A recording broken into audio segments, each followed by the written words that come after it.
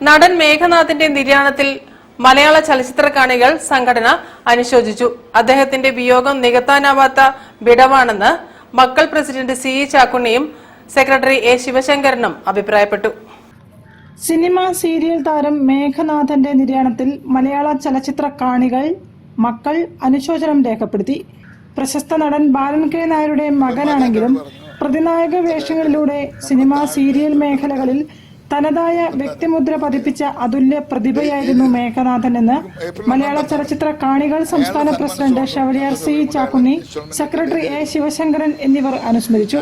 1983 PN Menon സംവിധാനം ചെയ്ത അസ്ത്രം എന്ന സിനിമയിലൂടെ രംഗപ്രവേശനം ചെയ്ത് 60ഓളം സിനിമകളിൽ അഭിനയിച്ച അദ്ദേഹത്തിന്റെ വിയോഗം മലയാള സിനിമാ മേഖലയ്ക്കും കലാപ്രേമികൾക്കും തീരാ നഷ്ടമാണെന്നും അവർ അഭിപ്രായപ്പെട്ടു. News bureau, Kozhikode.